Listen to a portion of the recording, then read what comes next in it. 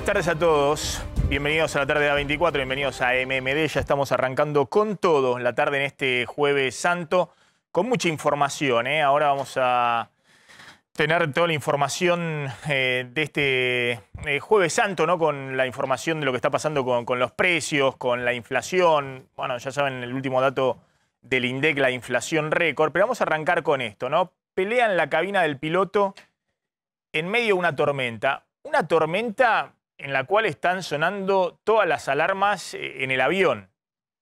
Y se están peleando en la cabina del piloto. La verdad que es muy impresionante la desconexión entre los riesgos que corre la actual política económica, la situación social muy compleja, la calle caliente. Ayer vimos una primera marcha masiva en esta nueva escalada de movimientos sociales, organizaciones piqueteras, y se están peleando en la cabina del piloto, se están peleando por el timón. Es decir, se están peleando por quién tiene la manija, quién conduce la aeronave que está en una situación muy compleja. Tormenta eléctrica, volando para todos lados el avión, turbulencia de primer orden. Y Cristina no le da tregua al presidente Alberto Fernández y el presidente Alberto Fernández no define finalmente el rumbo económico. Esto es un poco lo que por ahí Carlos Fara definió como un empate catastrófico. Es decir, una situación en la cual, ahora van a ver, el presidente acaba de cerrar un acuerdo con el Fondo Monetario Internacional, que es muy complejo de cumplir y que va a generar todavía más tensiones en las calles en los próximos meses. Se está produciendo un ajuste inflacionario muy fuerte sobre el poder adquisitivo de salarios, jubilaciones, planes sociales. Y en medio de todo eso no hay nadie que esté liderando el proceso político del gobierno, la gestión. El presidente porque teme lo que pueda hacer Cristina como reacción permanentemente. Y la vicepresidenta porque está convencida de que el rumbo en el cual está conduciendo el avión el presidente Alberto Fernández es un rumbo equivocado. O algunos dicen, viendo el fracaso inminente de la gestión, trata de despegarse. Un ratito vamos a analizar con Sheila Bilker algo muy interesante, que es cómo este ajuste de esta inflación récord está pegando fundamentalmente en la base electoral del oficialismo. Y cómo el ajuste que viene por delante, por ejemplo, el Banco Central ayer volvió a subir por cuarta vez en el año la tasa de interés, lo cual encarece el crédito y quita toda posibilidad de que haya algún tipo de recuperación del consumo que se está desacelerando, está cayendo, por ejemplo, el consumo en tarjeta de crédito.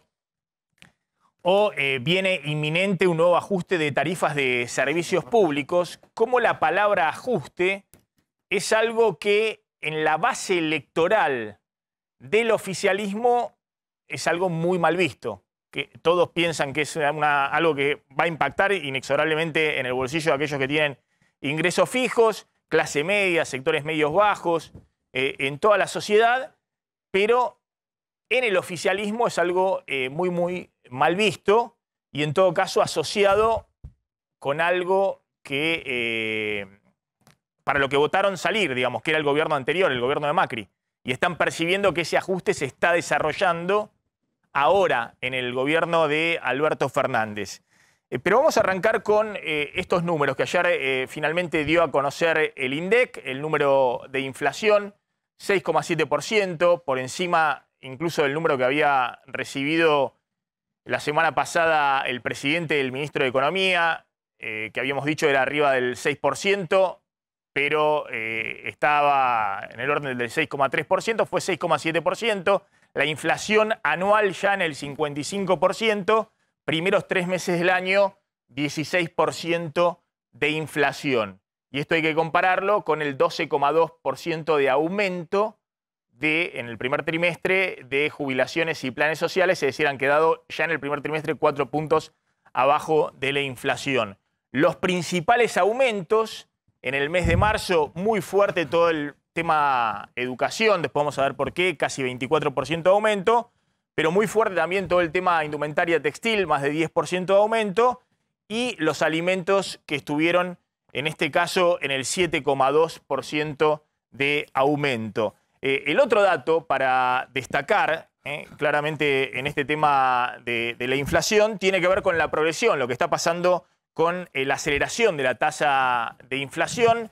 Se ve muy claro en el gráfico la aceleración al 6,7% del último mes, pero ya venís en un régimen inflacionario, fíjense, desde noviembre, que había tocado un piso la inflación de... A ver, no estoy viendo bien el gráfico, si cambian la placa lo puedo ver. Había tocado en noviembre un 2,5%, se acelera permanentemente. Es cierto que ya en marzo está el shock de alimentos y energía por la crisis en Ucrania, pero están también los textiles, está también restaurantes y hoteles, está también el aumento ya de combustibles, pero también de luz y gas, el primer aumento del año que va a seguir con el aumento que se viene en julio, y la inflación anual, la próxima placa, se viene acelerando del 45% que estaba en marzo del año pasado al 55%, es decir, una aceleración de la inflación importante.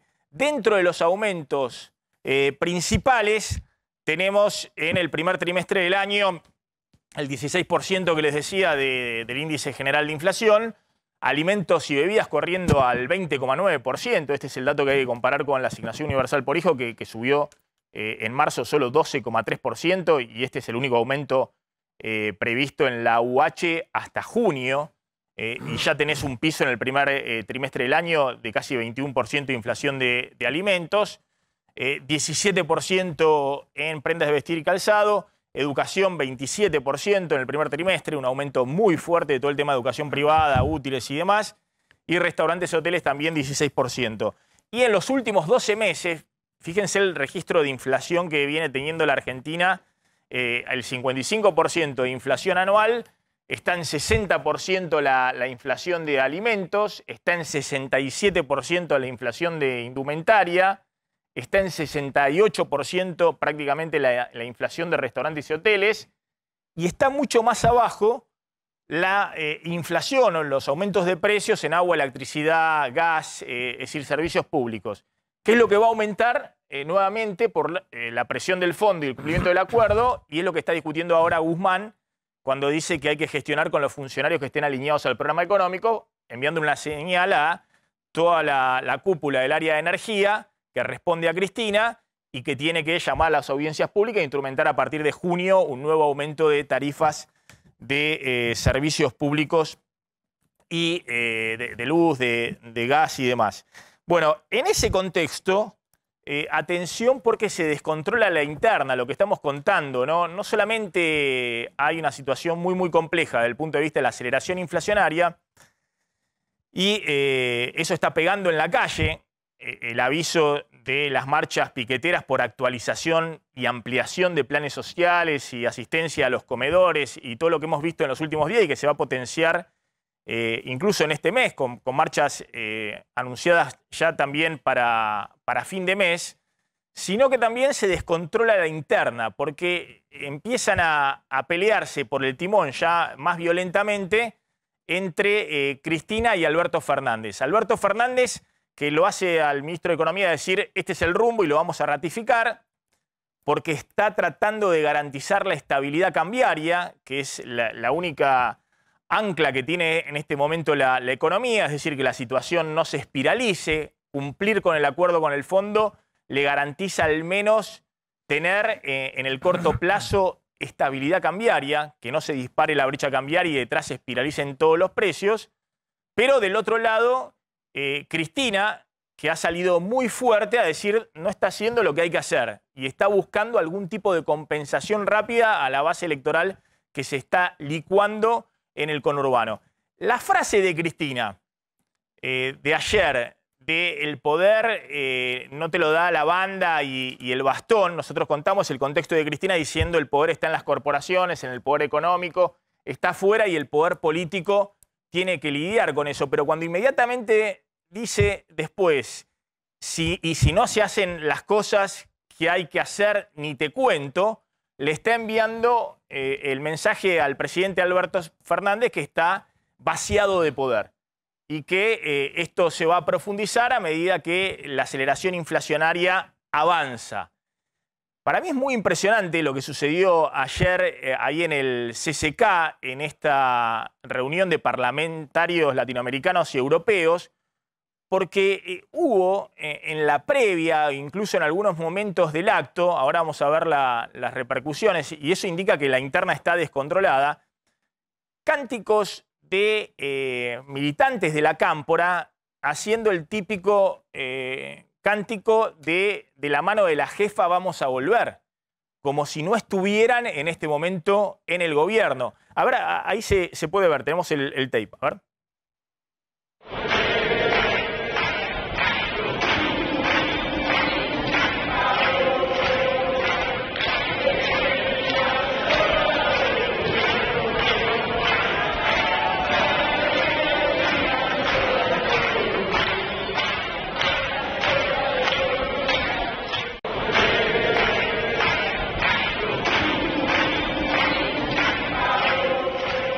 Maxi, desde el minuto 1 de este acto se convirtió en un acto político, tiene la mística de un acto político. Desde que llegaron temprano, ya 10:30, 11 de la mañana, los militantes para acompañar a Cristina Fernández de Kirchner, era algo que era un acto formal, era la inauguración de la reunión de los parlamentarios europeos y latinoamericanos del Eurolat, y de hecho muchos de ellos después enviaron una carta quejándose a uno de los copresidentes de la Asamblea Parlamentaria Eurolat, diciendo que la verdad es que no se habían sentido para nada cómodos, que les pareció una situación bochornosa la de ayer, porque la primera parte del discurso de la vicepresidenta fue un acto formal de bienvenida al resto de los parlamentarios, recordando su paso como senadora, lo importante que es el poder legislativo, incluso un discurso sobre cómo se constituye el poder a lo largo de los últimos siglos, y después arranca un discurso político, arranca un acto político donde lo que vemos es aplausos, estos cantos que estamos viendo y la referencia al presidente de forma permanente. Claro,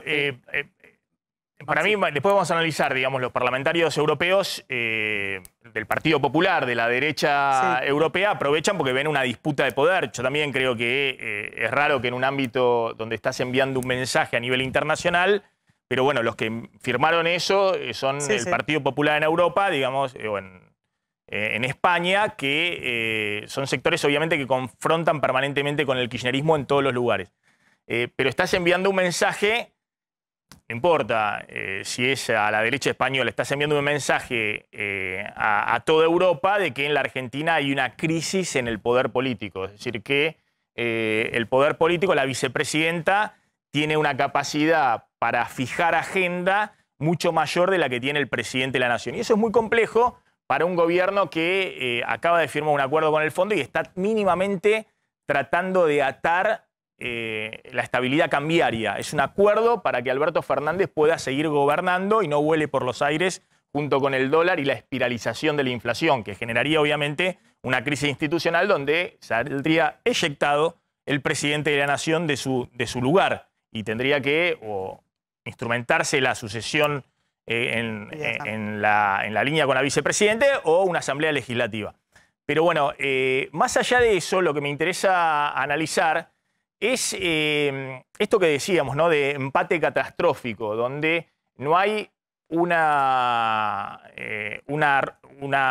rumbo claro desde el punto de vista del gobierno hacia dónde quiere ir. Ahora voy a analizar con Gila. Es muy interesante lo que vos tenés, Gila, con el tema de cómo está golpeando esto en la base electoral del oficialismo y qué percepción existe de el ajuste, ya sea en el oficialismo como en la oposición. Pero contame cuáles fueron los principales aumentos en marzo y qué está pasando por ahí abajo, ¿no? Con el tema precios en temas muy sensibles de la canasta familiar. Y claro, porque el aumento fue del 6,7%, del 7,2% en alimentos y bebidas, pero cuando uno se mete dentro de ese rubro, lo que da cuenta es que lo que más incrementaron fueron los productos más sensibles, los rubros más sensibles de la canasta básica. Por ejemplo, el pan, la leche, los lácteos, los huevos, la carne, todos ellos estuvieron por encima de ese 7,2%, en el caso del pan el 11,6%, en el caso de la leche, los lácteos y los huevos el 9,3% promedio, y la carne el 7,5%. Después vamos a contar cómo la carne está teniendo una suba explosiva en estos primeros días del mes de abril.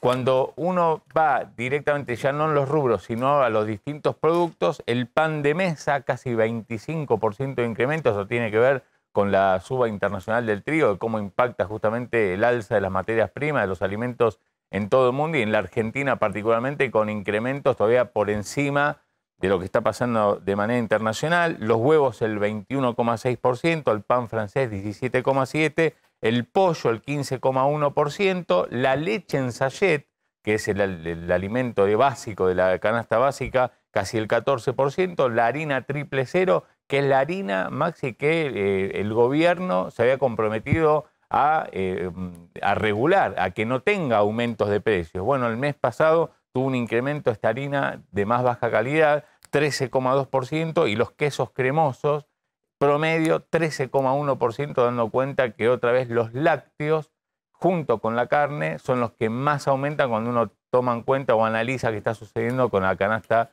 esencial.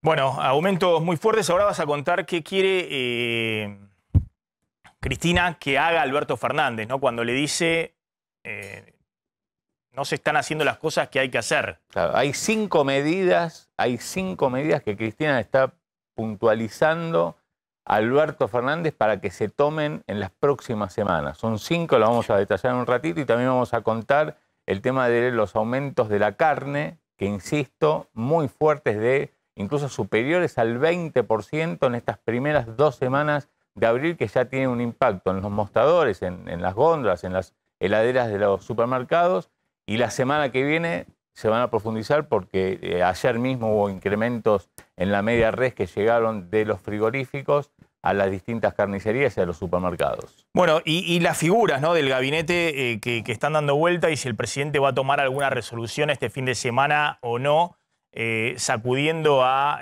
su gabinete. Nosotros venimos contando que en el área económica, ya se sabe que Cristina lo quiere afuera a Guzmán, que Alberto Fernández ha decidido sostenerlo a Martín Guzmán, pero está claro que Cristina hace rato quiere adentro del gabinete a Augusto Costa, que no significa que sea necesariamente en el área de economía, que sea el ministro de Economía.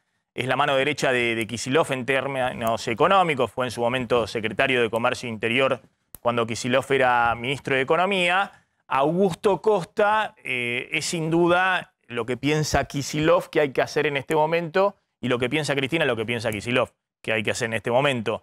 Y dijo en las últimas horas Augusto Costa que está faltando decisión, voluntad política para aplicar medidas, que ahora va a contar Claudio Zlotnik.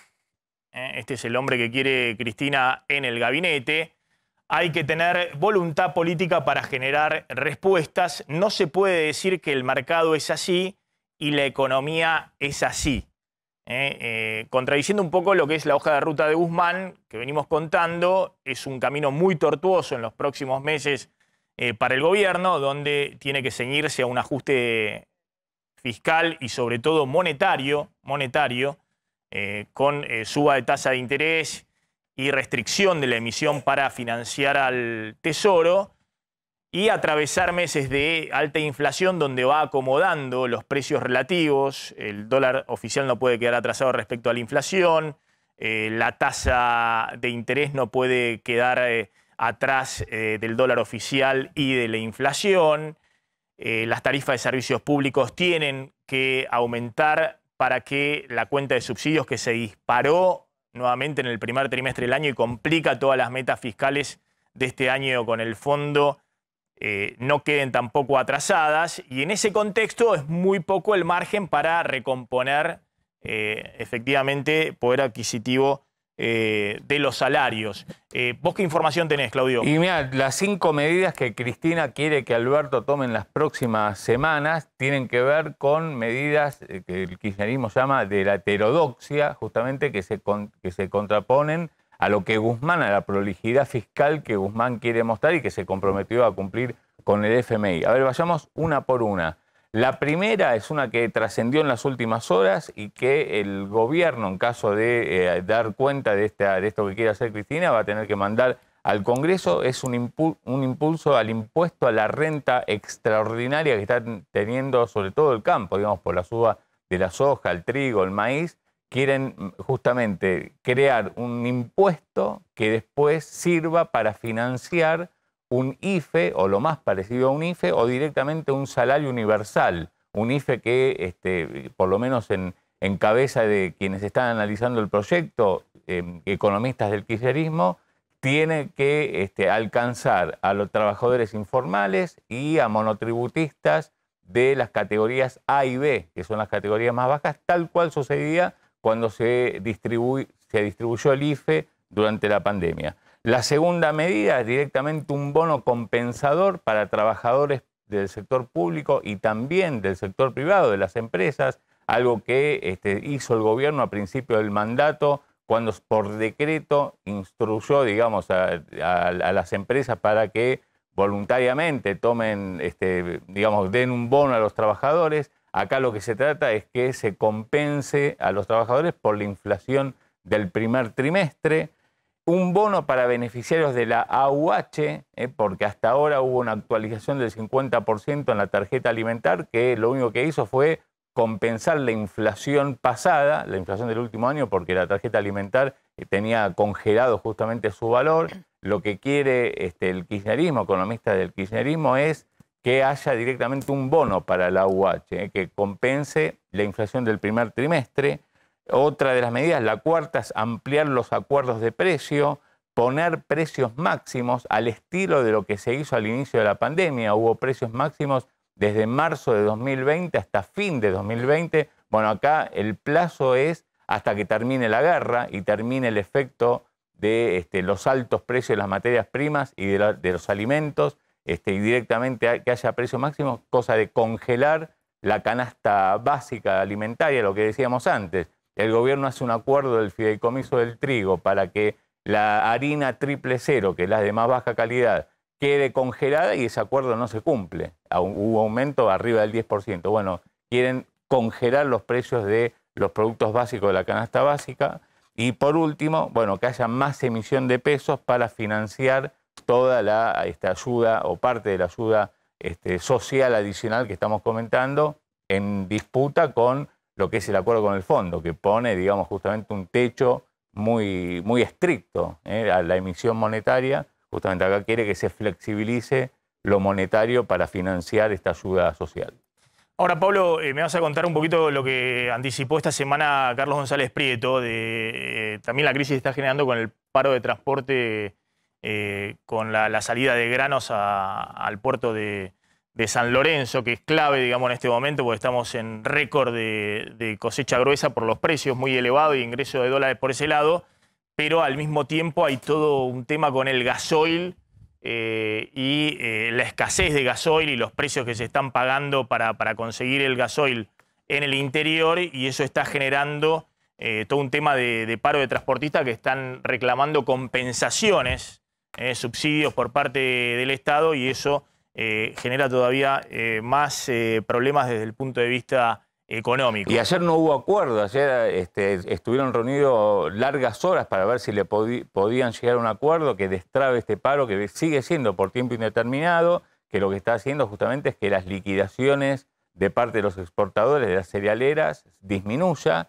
Entonces, digamos, lo que querían es justamente gasoil más barato y que se les reconozca una mejor tarifa por el transporte. Bueno, todavía no hay acuerdo, con lo cual el paro va a continuar de los transportistas una vez que pase la Semana Santa. Ahora vuelvo al tema económico. Está Javier Timerman. Gracias por venir, Javier. Vamos a hablar un poquito qué le pasa al gobierno, que yo digo tiene un problema principal, que es de indefinición del rumbo, ¿no? Trata de construir, por un lado, en un programa económico, está bien, para que no se le espiralice la crisis, pero salió Guzmán a decir acá hay que sembrar certezas, no incertidumbre, la economía no funciona en un vacío, obviedades, digamos, si no funciona en un contexto político, si tenemos un rumbo hay que apoyarlo desde el punto de vista político para poder generar confianza a través de eso y que la situación pueda mejorar. Y del otro lado salen permanentemente a cruzarlo y a decir que el rumbo directamente es equivocado, lo cual genera obviamente mucha desconfianza. Ahora vamos a hablar un poquito de por qué en esa dinámica no solamente la inflación se adelanta por el shock externo, sino también por la incertidumbre. Yo he citado acá varias veces a Galbraith cuando decía que la especulación generalizada es la respuesta no coordinada a la incertidumbre. Es decir, que lo primero que hacen todos los agentes económicos, del más grande al más chiquito, es ante la incertidumbre de qué va a ocurrir el mes que viene, y bueno, por las dudas me cubro. Lo increíble es que una parte del gobierno dice, bueno, vamos a perseguirlo. Y como están en la nada, digamos, no van ni para un lado ni para el otro, eso genera todavía más incertidumbre, porque no se sabe si van a la aplicación del acuerdo con el fondo o a perseguir a los sectores monopólicos, como dice Augusto Costa, que ha estado bastante tiempo en el gobierno y que no se ha cambiado esta trayectoria de lo que venimos contando.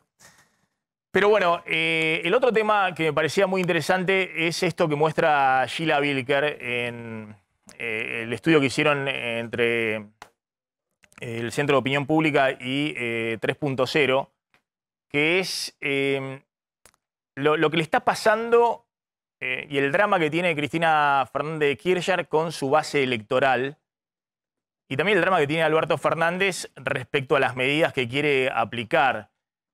Naturaleza de los problemas en Argentina. Los problemas son principalmente, y bueno, una mayoría, 60% dice político. Ahora me lo interpretás, Sheila. Y un 30% o 37% dice económicos. ¿Qué significa que una mayoría de la sociedad piensa que acá hay un problema político de fondo? Bueno, a ver, vos recién planteabas en tu presentación disputa en el medio de la tormenta. Yo te diría que muy probablemente esto sea que la pelea también va hacia la tormenta, ¿no? O sea, la pelea es ir hacia el ojo de la tormenta.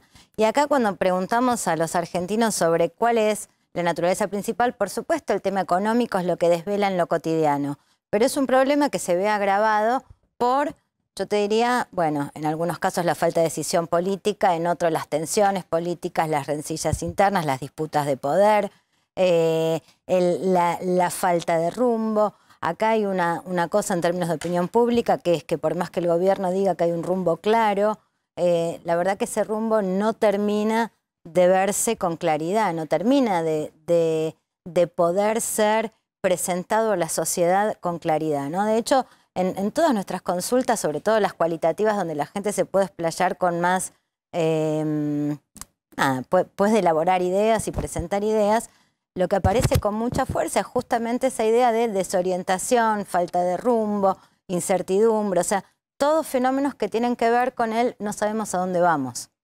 Entonces, el no sabemos a dónde vamos también tiene que ver con un tema de carácter, yo te diría, casi comunicacional incluso, ¿no? Digamos, si vos pensás la figura de Guzmán, Guzmán ha sido hasta ahora un actor económico muy volcado hacia la resolución de la deuda, con poco enlace con la ciudadanía, ¿no? Digamos, no es un ministro que marque con claridad, o por lo menos hasta ahora no lo ha hecho, vamos hacia acá, en qué consiste el plan, ¿no? Digamos, hay como una idea de, bueno, hay algunas cosas que hay que hacer, hay algunos compromisos con el Fondo Monetario, y como si esos compromisos fuesen el plan. Bueno, eso no se traduce en la ciudadanía, no se escucha como un rumbo. Esperemos un segundito porque ahora vamos a contar, es muy impresionante los focus group que estás haciendo. Le preguntan a votantes de la oposición que están opinando de lo que está ocurriendo y el rumbo del gobierno, y le preguntan a votantes del kirchnerismo, que es lo más interesante, que están opinando del rumbo que está fijando Alberto Fernández y del tema de la inflación, del ajuste, y vos tenés ahí el análisis hecho. Voy al móvil, tenemos autoservicio, porque me dicen que está el presidente en un ratito presentando a su hijo. Sí, en el sanatorio Tamendi que va a presentar a su hijo. En instantes. Entonces, le dan el alta. sí, ya le dieron el alta, simplemente va a salir y va a hacer una declaración. Vamos rápido al móvil, y obviamente es el presidente que viene el hijo con un pan, se suele decir, bajo el brazo. En este caso tendría que venir con un plan económico, digamos, bajo el brazo, con una definición política, con algo. Pero bueno, el presidente va a hablar después de lo que dijo ayer Cristina, así que en cualquier momento vamos con eso. Está Leo Godoy en el móvil, tengo entendido, en Morón, en un autoservicio. Leo. ¿Qué tal, Maxi? Buenas tardes. Sí, estamos en un autoservicio, 35 años aquí en la zona del Palomar, así que a Fabián es sobrada su experiencia en todo lo que tiene que ver con, bueno, proveer a todo un barrio de mercaderías. Bueno, obviamente el tema de la inflación, aquí se puede palpar la realidad con la gente del barrio que viene a comprar todos los días. Así que ya te dejo en comunicación directa con el Maxi. ¿Qué tal, Maxi? Buenas tardes. Fabián, ¿qué tal? ¿Cómo estás? Bueno, contame un poco, vos estás ahí en el último eslabón, ¿no? Ves la catarata de aumento de precios y después vos tenés al consumidor del otro lado. Contame qué está pasando. ¿Efectivamente hubo en los últimos 2 meses un descontrol de precios? Yo creo que no los últimos 2 meses. Ya esto viene desde el año pasado. En estos últimos 2 meses se ha incrementado cada vez más. Desde el mes de enero en adelante, estamos en el mes de abril, hace 4 meses, esto viene en una catarata de todas las, hasta 2 veces en el mes vienen los aumentos, no solamente en lo que sea gaseosa, lácteos, harina, carne. Yo trabajo todos los rubros. Y hace, como bien lo decía acá Leo, hace 35 años que estoy acá en la zona y tristemente vemos que hoy la gente ha cambiado su manera de comprar, ha cambiado su bolsillo, ha cambiado lo que sea marcas, se van todos a las segundas marcas, pero con respecto al tema de la carne, la verdura, eso no lo pueden evitar. Pero los costos esta semana, por ejemplo, volvió a aumentar lo que sea la carne, lo que sea verdura y lo que sea lácteos, tremendo.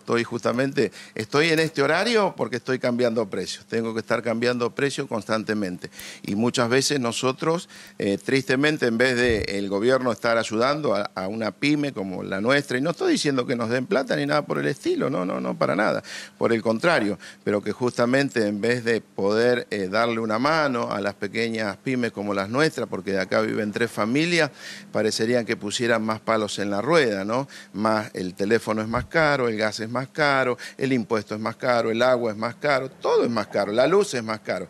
Pago casi 40.000 pesos de luz mensualmente, cuando el año pasado, el mes de diciembre, estaba pagando 30, no sé por qué, bueno, 40 estoy pagando ahora. Así que la realidad es que todo el costo operativo para nosotros es tremendo, ¿no? Fabián, fuerte lo que decís y me interesa mucho. Dijiste recién, estoy acá un jueves santo quedándome después del horario, porque vos, claro, en este día feriado, me imagino que estás trabajando ahí en Morón, en la provincia se suele trabajar, no sé, hasta la 1 de la tarde, después hacen un corte hasta las 4 o 5, no sé si hoy pensabas hacer un corte. Me decís que tenés que estar ahí porque estás cambiando los precios, que a su vez son precios que te mandaron nuevo el listado, el mayorista o la empresa a la cual le comprás. Entonces vos tenés que hacer ese cambio de precios. Eso es lo que me dijiste, ¿no? Me estoy quedando ahora para hacer... Correcto. Los aumentos de precios que te vienen en la cadena remarcados.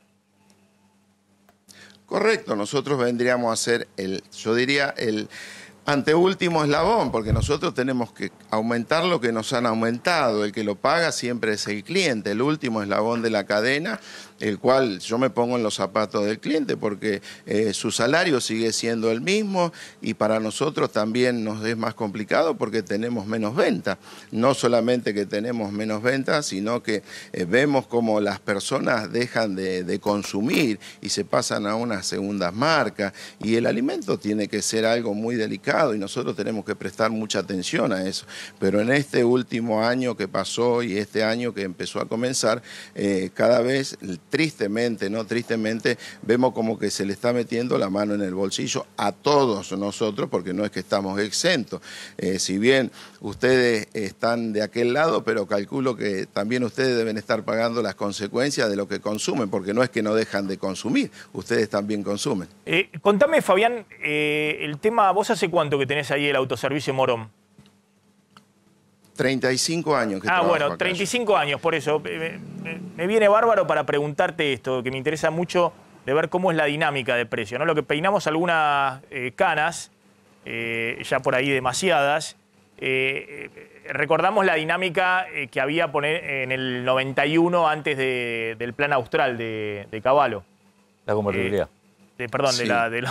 de la convertibilidad. En el 85 era el plan austral de Surruil, que hemos hablado tantas veces. ¿Vos ves una dinámica de precios que decís el año pasado ya se aceleró? Es decir, la economía fue a una dinámica de nuevo el año pasado de precios del 50%. Pero cuando empiezan a cambiar listas de precios varias veces en la semana, esperamos un segundito, Fabián, porque tengo ahí, ahora volvemos con Fabián ahí en Morón.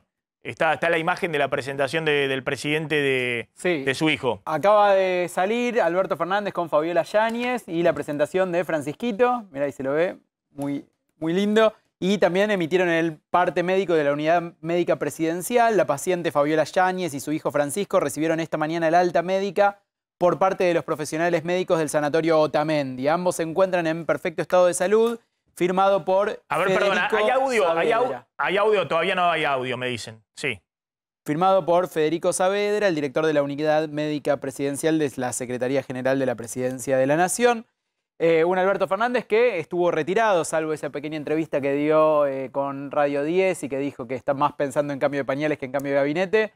Estuvo retirado, sí estuvo siguiendo la gestión vía WhatsApp, vía teléfono, pero no estuvo en el día a día de la gestión. Delegó en Juan Mansur lo que tenía que ver con las reuniones con ministros y con la gestión cotidiana. ¿Esto en qué sanatorio es? En el Otamendi. En el Otamendi. A ver si escuchamos ahí, está Cristian Balbo. Cristian. Sí, Maximiliano, bueno, se da este momento la presentación pública de Francisco Fernández Yáñez. Ahí vemos a la primera dama, al presidente de la Nación, a Francisco en la sala de conferencias del sanatorio Otamendi. Recordemos que Francisco nació el pasado lunes a la 1:22 de la madrugada, pesando 3 kilos 510. Han decidido presentarlo públicamente hoy jueves, nació por cesárea. Ya le acaban de dar el alto. Ustedes leían recién el parte médico de la Unidad Médica Presidencial indicando que le daban el alta a Fabiola y lo toma en sus manos. Miren esa postal, esa imagen. El presidente de la Nación, la primera dama y Francisco, por la admiración al Papa Francisco, han decidido darle ese nombre. Ahí acercan un micrófono, van a hablar. Está todo dispuesto también para que el presidente y la primera dama hablen. Ahí le están acomodando a Francisco, los dos micrófonos. Se acerca el jefe de Estado, toma el micrófono en sus manos. También va a hablar Fabiola. De aquí se van a la residencia de Olivos. Fabiola, joven, 40 años. Recordemos que una entrevista periodística, un videográfico que dio en estos días internada, reveló que había perdido 2 embarazos naturales y que a partir de un tratamiento de fertilización asistida se dio el nacimiento de Francisco. La emoción, escuchamos. Bueno, muchísimas gracias a todos por estar Hola. acá, por venir. Ahora sí. Conocer a Francisco. Bueno, muchísimas gracias a todos por estar acá, por venir a conocer a Francisco.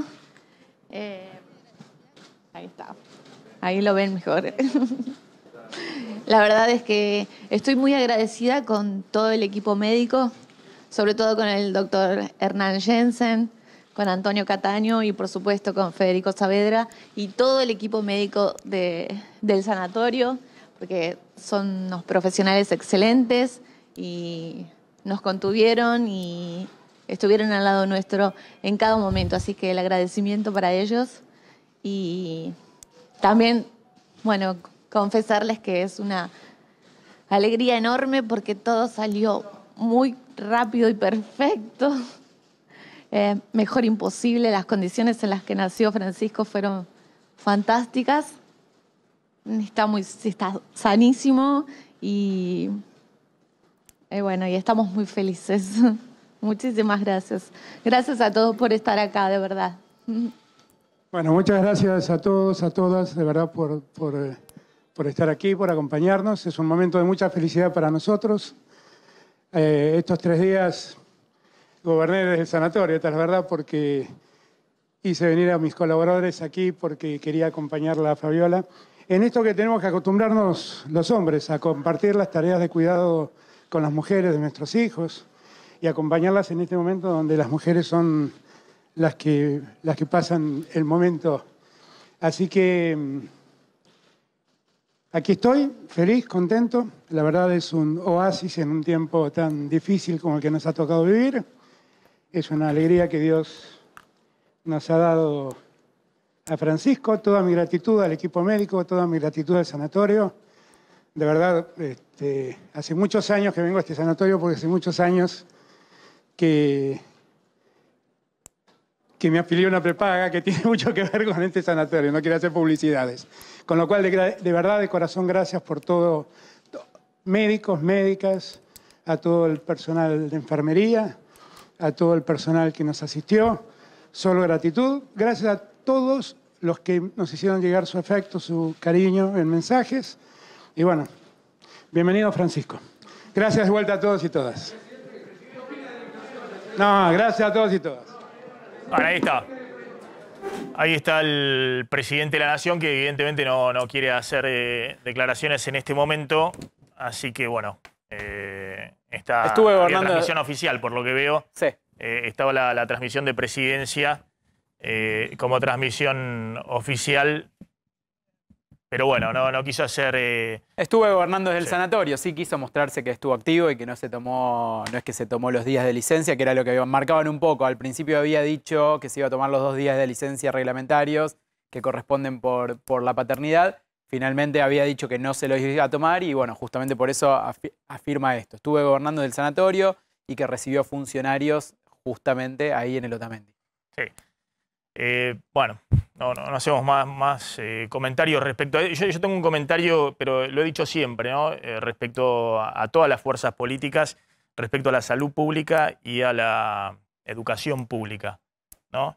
Yo creo que en la Argentina, hacia adelante, ¿no? Por este gobierno, que estamos hablando ahora de los próximos 2 años, pero hacia adelante sería muy bueno que hubiese, sé que es complicado y demás, una ley que estableciese que aquellos funcionarios públicos que aspiraran a los más altos cargos de gobierno, bueno, utilizasen la salud pública y la educación pública. Creo que es importante. Y dicen, hey, ¿vos tenés prepaga? Sí, yo tengo prepaga, pero yo no trabajo ni pienso trabajar para el sector público, siendo un cargo electivo. Esto en la discusión respecto... En su momento lo dijimos, ¿no? Cuando ha habido ministros de educación que enviaban a los chicos al sector privado y demás. Está bien. Ahí entra a jugar el tema de, bueno, por qué los chicos tienen que asumir las decisiones del padre y demás. Pero bueno, me parece que es todo un gesto que obviamente no estoy diciendo en particular con esto del presidente o la vicepresidenta o el gobierno anterior o el que viene, pero ojalá en algún momento en el hospital público y en la escuela pública pudieran estar todos los funcionarios que aspiran a cambiar eso. Porque la gran mayoría de los argentinos tiene hospital público y escuela pública, ¿no? Entonces, si vos aspirás a cambiar la realidad de la sociedad, está bueno que... ya sé que me van a decir, bueno, una cuestión individual de cada uno y demás. Bueno, qué sé yo, una idea, discutámosla.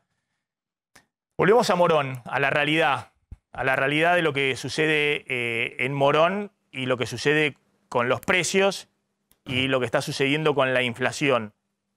Yo te comentaba, Fabián, que vos me decías hace 35 años tenés ahí el autoservicio. Te preguntaba por la dinámica de las remarcaciones que estás viendo. Es cierto que ya el año pasado la inflación ya se aceleró al 50%, pero nos dicen muchos comerciantes que lo que ha pasado en los últimos 2 meses, que vengan 2, 3 listados de precios en el mismo mes, es algo que no veían hace 20 años o más tiempo, digamos, de antes de la década del 90, digamos. Esto de que estés cambiando 2, 3 veces los precios en el mes. ¿Esto es así? Sí. Ojalá fueran 2 o 3 veces, ¿no? Pero es constante. Esto es de toda la semana.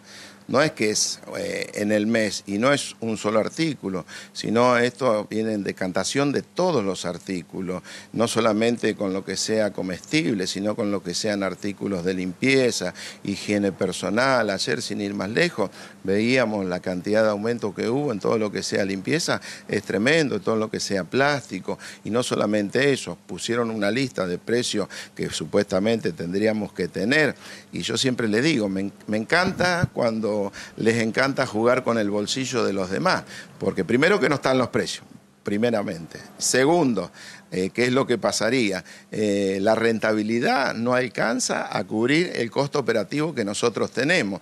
Me encantaría que a mí me den la posibilidad de que yo le maneje el sueldo a aquellos que han puesto la firma y han decidido por el bolsillo de otro, porque la realidad es muy lindo hacer negocio mirando el bolsillo de otros, pero ¿por qué no miran el de ellos, no? El costo operativo que nosotros tenemos, como recién te repetía, de acá viven 3 familias en las cuales lamentablemente no se puede avanzar cuando uno muchas veces ve que en otros países un comercio de la cantidad de años que estamos nosotros acá, como yo, hay un montón de comerciantes acá en la zona de Morón que han invertido y vemos que tenemos que dar y son pasitos de hormiga, siendo que en otras partes del mundo se apoya el comercio, se apoya las pymes, se apoya lo que... Porque de acá son las pequeñas chimeneas. Imagínate que se le da a 3 familias de comer de acá, así que ahí tenés la pauta de que esto es una pequeña industria.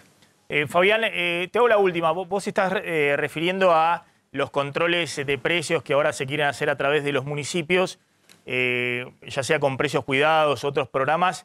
Ahí a vos te está pasando muchas veces que los precios indicativos que ponen para consumidor final a veces están en el mismo orden o por encima de los precios que te vienen a vos del mayorista o de la empresa. No, por encima están. Por encima. Nos están pidiendo que vendamos un azúcar a menos de 100 pesos y nosotros la pagamos por arriba de los 100 pesos. No entiendo esa parte. Y nuestra rentabilidad, que vamos a ir a comprar una mercadería para perder plata, no entiendo eso. Por eso digo, a ver, no tienen que empezar por nosotros, tienen que empezar por donde sale la mercadería. Ahí podríamos organizarnos y podríamos ponernos de acuerdo y podríamos hablar de la rentabilidad, del costo operativo, no habría ningún problema en eso. A ver, todos podríamos poner un granito de arena y hacer un esfuerzo, pero si no hay una información, recién estaba escuchando, ¿no? Que qué lindo que sería de que aquellos que están gobernando también pasen a la parte estatal y sepan lo que es atenderse en una parte del Estado, ¿no? Porque la realidad, su poder adquisitivo y económico es totalmente diferente al nuestro, ¿no? Y eso pasa porque no bajan a la realidad de lo que se está viviendo. Se hace desde detrás de una oficina y son todos muy técnicos, pero en la vida real es otra cosa. Y no porque digan voy a hacer esto, las cosas cambian. Las cosas van a cambiar a medida que se le dedique tiempo, trabajo, esfuerzo, esmero y salir a revisar todo lo que está aconteciendo. Espérame un segundito, realidad, Fabián, porque circuló ahí un video justo en esta Pascua donde una empresa ahí puso una oferta en supermercado. Veamos el video, es muy gráfico. Y se pelearon por el huevo de Pascua. Claro, cuando haces un descuento muy importante y la gente va al precio. Claro, un 2x1 en uno de los supermercados más importantes del país. No vamos a decir la marca. Tampoco está precisado exactamente en el video cuál es el lugar. La marca es esa, o sea, el video no es fake ni nada. No sabemos de qué barrio, pero lo que se ve es, había una oferta de 2x1 en huevos de Pascua y cuando había que agarrar uno de los que es, se ve una otra marca conocida. Sí, es muy gráfico, escuchá lo que son los...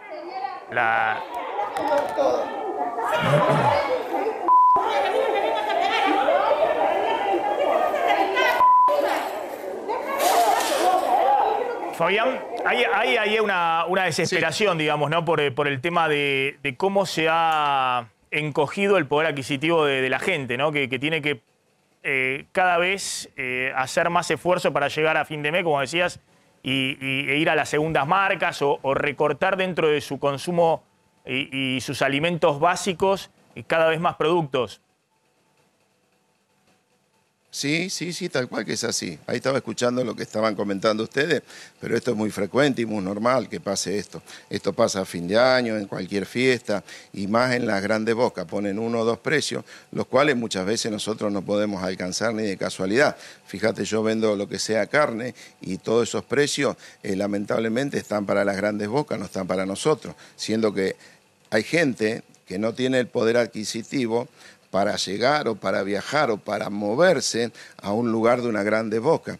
Nosotros que podríamos venderlo, eso no está al alcance nuestro, está para los grandes solamente. Por eso digo, hay una desinformación, una falta de querer trabajar y una falta de querer decir a ver cómo podemos solucionar este tema. Y siempre se van a las grandes bocas, las grandes cabezas, y los negociados siempre son con ellos, sino porque aumenta tanto la carne. Y eso el gobierno lo sabe porque aumenta tanto la carne. Fabián, te agradezco. No sé, vos sos un pequeño comerciante, no te quiero preguntar cuál es tu presupuesto mensual, pero efectivamente vos también individualmente tenés que... ¿Hoy tenés capacidad de ahorro o estás al día? No, estamos prácticamente al día. Te digo más, recién me tocaba mucho y me tocaba el corazón lo que estaban diciendo. Porque en el caso de nosotros, yo soy responsable en cripto, porque lo tenemos en el negocio junto con mi esposa, de toda la vida, es nuestro ahorro, nuestro trabajo. Ella ahora se jubila con una jubilación mínima y la realidad, esta es la parte. Y hoy estamos juntando porque tenemos una operación de nuestra hija, porque tampoco podemos tener obra social, tenemos que tener una prepaga. Y vos fíjate, los que más pagamos es lo que menos beneficios tenemos. Un monotributista puede tener una obra social, pero los que aportan más al país nunca le han dado una obra social. Ahí ya tenés la pauta de la disparidad y lo desparejo que está todo esto. Bien, Fabián, gracias, muy amable. Muy amable. No, gracias a vos, ahí estaba Leo Godoy también, muchas gracias. Vuelvo con Gila y con Javier Timerman. Lo que decíamos era, hay una mayoría de la sociedad que está pidiendo una definición política. ¿Cuál es esa definición política? Bueno, veamos las otras placas, por favor, rápidamente, así puedo ir con Gila. La definición política, esta es la encuesta de Grupo Opinión Pública y de 3.0. Naturaleza de los problemas en la Argentina. De nuevo, fíjense que el votante de Mauricio Macri en la última elección, más de un 70% dice acá hay un problema económico, ¿no? Me imagino lo asocia político. como un problema más técnico. Político, un problema político. Ah, perdón. Político. Culpa a lo político. Ah, perdón, el votante de Macri, por un supuesto. Problema político. Pero además político. es lógico, digamos, el votante opositor dice acá impericia política. O sea, el tema económico es delicado, pero además la cosa está agravada, intensificara por la cosa política. Acá yo creo que lo más interesante... Ahora, una cantidad importante también del votante del Frente de Todos, la mitad del votante del Frente de Todos dice que también hay un problema político. Exactamente, yo creo que eso es lo más interesante, que es la lectura partida que tiene hoy el electorado oficialista, ¿no? Digamos, donde algunos ponen el foco fuertemente en la mitad, en la cuestión económica, y la otra mitad tiene una lectura de carácter también política, ¿no? Digamos, como si la sociedad argentina hoy responsabilizase al mundo político. Cuando te digo la sociedad argentina, te estoy diciendo electores, oficialistas, opositores, ¿no? Digamos, empieza a venir esta idea de, bueno, la política puede de alguna manera encarrilar un país, pero también lo puede complicar, ¿no? Y lo que me interesa, impacto personal del ajuste. Fíjense que ahí no hay distinción entre votante, ¿no? El 88% y el 80% del votante de Macri o el votante del gobierno dice que considera que puede llegar a afectarlo a usted personalmente el ajuste, ¿no? Sí, la pregunta ahí todos era... Todos consideran que hay un impacto del ajuste, que es obvio, me imagino la inflación, suba de tarifas, encarecimiento del crédito, de todo, sí. Mira, lo primero, digo, nos dimos el desafío de preguntar qué se entiende por ajuste, o sea, y si hay una idea de que el ajuste va a impactar en primera persona, ¿no? Digamos, y cuando se escucha hablar a los políticos de ajuste, si creen que el destinatario de esas ideas tienen que ver, o de la idea de ajuste, tiene que ver con la primera persona, es decir, ¿me va a afectar a mí? ¿Sí o no? Bueno, Lo que estamos viendo es que arriba del 80%, 8 de cada 10 argentinos, un poco más, creen que, o cuando escuchan hablar de ajuste, creen que es algo que va a tener un impacto en la propia vida cotidiana, ¿no? Y ahí la verdad que no hay grieta, ¿no? Digamos, es algo que puede ser un poquito más fuerte en el votante opositor, pero es una idea que está ahí flotando y que alcanza fuertemente a toda la sociedad argentina también. Claro, pero lo que sí hay una diferencia muy marcada es cuando hacen el focus group entre el votante de la oposición y el votante del oficialismo, y ahí se entiende... Y ahí se entiende la desesperación de Cristina por despegarse del acuerdo con el fondo y de la política de Alberto Fernández. Estoy hablando de la próxima placa. Es que, Maximiliano, efectivamente, fíjense, es muy impresionante, ¿no? El focus group es, juntan a personas con determinadas características, en este caso hacen un corte por votante, y le preguntan, no es una cuestión, es una cuestión más cualitativa. Sí, este es cuanti, igual. Esto es relevamiento cuanti. Las palabras que aparecen principalmente asociadas al ajuste entre el votante de Mauricio Macri. Las palabras que aparecen, ahí no se ve absolutamente nada, pero si la ponemos por ahí se puede ver a pleno, yo la veía en la computadora. La primera palabra obviamente tiene que ver con pobreza en el votante de Mauricio Macri cuando le hablan de la palabra ajuste, cuando piensa en ajuste. Pero fíjense que después hay una palabra que aparece muy grande que es necesario. Es decir, que el votante de Mauricio Macri entiende que un ajuste de la economía, si bien genera pobreza, aparece grande la palabra necesario. Y políticos. A ver si se ve. O sea, hay una idea de reclamo, de ajuste político, la idea de pobreza y la idea de necesariedad, ¿no? Digamos, yo diría esas son las tres palabras más importantes y que te dan cuenta de una... Es decir, que haga el ajuste también la política. Exactamente. Claro, te hablan de una demanda, ¿no? Ahora, lo más interesante de todo, cuando está gobernando Alberto Fernández, esto es insólito, ¿no? Pero creo que está gobernando Alberto Fernández y también la Cámpora, que tiene el ANSES, que tiene YPF, que tiene PAMI, que tiene varios organismos importantes del Estado, pese a que dicen vamos a volver, digamos, están en el Estado. El votante del Frente de Todo, lo primero que asocia al ajuste es al hambre, a la pobreza, a Macri, a la miseria, al FMI, malo. La palabra necesario aparece chiquita acá. Sí. Y este es un poco el drama que tiene este que yo llamaba el empate catastrófico, el tema de que Alberto Fernández va para un lado y Cristina está permanentemente despegándose y corrigiéndolo. Tiene que ver con esto, de que la base electoral lo votó justamente para que no haya ajuste. Exactamente, y también ahí la otra cosa que hay que pensar es, bueno, acá el caudal electoral de Cristina es un capital que hoy está siendo afectado. Ese capital Alberto Fernández no lo tiene, no tiene un caudal, por lo tanto, digo, poseer algo es estar expuesto a perderlo. Ese capital que puede perder Cristina es un riesgo que Alberto Fernández no corre. Por eso yo creo que están en posiciones distintas y adoptan ángulos distintos respecto de qué hay que hacer, porque cuando se habla acá de adhesión electoral, digo, no estás hablando de una abstracción, estás hablando de efectivamente electores. El kirchnerismo no es que es solamente unos lugares en el gobierno, en el PAMI, en ANSES, en YPF. Es también algo que se ve con mucha claridad en los grupos focales que tiene que ver con, bueno, son electores que tienen una adhesión ideológica, que tienen una adhesión afectiva en la mayor cantidad de los casos, digamos, ¿no? Porque las ideológicas, ponele por ahí están más cerca de la cuestión militante, pero acá hay una adhesión de carácter afectiva y una expectativa sobre el liderazgo de Cristina, ¿no? Que un poco te explica la postura que hoy, que te explica un poco esta tensión. Lo sumo a Javier Timerman, que suele estar en Nueva York y ahora está en Buenos Aires, suele estar ahí en el corazón de Wall Street y ahora está en Buenos Aires. Javier, ¿qué estás viendo en términos de la dinámica de la economía? Que decimos una dinámica compleja, ¿no? Donde efectivamente ¿hay alguna chance que el gobierno construya algo de certidumbre, de credibilidad, de confianza para aminorar, digamos, las dinámicas de esta economía? Lo que pasa es que el gobierno no parece comprender que ese es uno de sus problemas principales. Entonces es difícil pensar si realmente consideran que es algo que tienen que cambiar. Si nosotros vemos desde que asumió este gobierno, bueno, al principio tuvo el tema de la pandemia, pero de todas maneras buscaron enfocarse en la reestructuración de la deuda privada y el acuerdo con el fondo. Ecuador tenía los mismos problemas y tardó una semana en acordar con el fondo y acordar con los acreedores privados.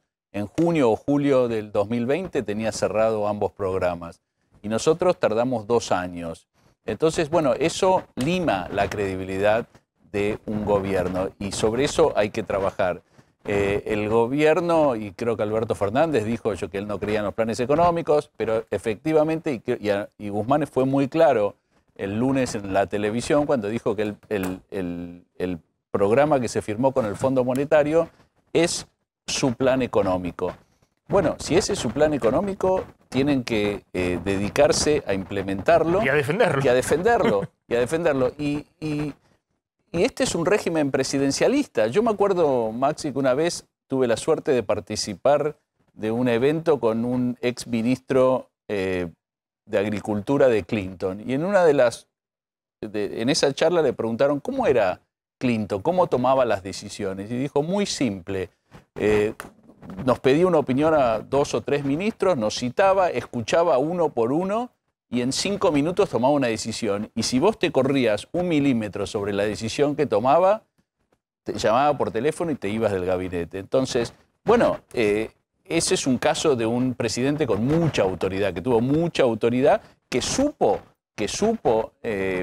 confrontar contra alas de su mismo partido que le exigían ser menos abierto al capitalismo, llamémoslo, venía de la renovación del Partido Demócrata, pero bueno, eso es lo que se llama gobernar. Entonces, hoy en día, el plan económico del gobierno simple es bajar la emisión monetaria, hacer un ajuste fiscal, es lo que se comprometió con el fondo, y acumular reservas. Esta dinámica inflacionaria, esta inercia inflacionaria, le juega en contra a cumplir con esos objetivos. Entonces, tienen que ser muy contundentes en la defensa de este plan, muy contundentes. Y no pueden pensar, porque yo lo he dicho muchas veces y cada vez que me encuentro con inversores afuera, antes de las elecciones del 2019, siempre vuelven a lo mismo. No nos interesa si el ajuste fiscal es medio punto más, medio punto menos, lo que queremos es contundencia defendiendo un plan económico. Y bueno, de eso se trata. Un segundito, porque ahora... Sí, quería hacerle una pregunta a Javier y a Gila también. Cuando hablamos del tema del ajuste económico, o sea, a ver, el ajuste, querramos o no, sea reduciendo números o sea vía inflación, se va produciendo igual. ¿Por qué la palabra ajuste cuando es vía inflación no genera el mismo impacto que cuando es, bueno, voy a sacar de acá, de acá, de acá? Sí, me parece muy, muy oportuna tu pregunta, porque siempre pienso lo mismo. Acá al ajuste se lo llama hacer reformas. No necesariamente tienen que ser ajustes. Si yo gasto una cantidad de plata en ciertas cosas y después decido gastar la misma cantidad en otras cosas, eso no es un ajuste, es simplemente cambiar las prioridades y reformar a medida que las economías progresan, las economías cambian las tecnologías, etc. Se necesita constantemente reformas. Y acá la palabra reforma le tienen pánico, entonces usan la palabra ajuste. Eso es lo que yo considero. En términos de opinión pública, hay algo que es que no se termina de entender que la inflación presupone un ajuste que te licúa el poder adquisitivo. Esa idea no está tan clara porque la idea de ajuste está asociada a decisiones drásticas, ¿no? Decisiones que toma un gobierno y que van a tener efectivamente un impacto directo sobre, no sé, tu salario o alguna política de magnitud. Entonces, la idea del ajuste vía la licuación del poder adquisitivo, que es propio de la inflación, eso no se termina de advertir, ¿no? Sí, no, a ver, y si vos haces la misma nube sobre la palabra inflación, ¿eso genera algún tipo de cambio? No sé si la hiciste, porque la palabra inflación, no sé, también tiene un impacto sobre la opinión pública, ¿no? Sí, por supuesto. De hecho, te diría, es el gran desvelo, pero el gran desvelo, yo te diría incluso hoy, es el principal fantasma que tiene Alberto Fernández por delante. podrá controlar o no podrá controlar la inflación. Es la principal demanda tanto de su base electoral como de los opositores. O sea, digo, las exigencias, y cuando se habla de un plan económico, de expresar, de presentar un plan económico, bueno, yo creo que vos recién hablabas, bueno, hay ajuste fiscal, hay determinado índice de emisión o achicar la emisión. Bueno, son abstracciones eso, digamos, ¿no? Cuando la ciudadanía demanda un plan, está demandando también una explicación y una presentación sobre cómo va a impactar en su vida cotidiana, qué va a pasar con la inflación, qué va a pasar con el empleo, qué va a pasar, digo, dónde se pone el foco, cosas que puedan ser muchísimo más palpables, ¿no? Digamos, por eso es también un fenómeno de presentarle a la sociedad no solo una dirección macro, digo que cuando vos interrogás sobre eso, realmente es como, bueno, sí, hay una explicación de la inflación vía exceso de emisión, la explicación monetarista que está instalada en la sociedad, ¿eh?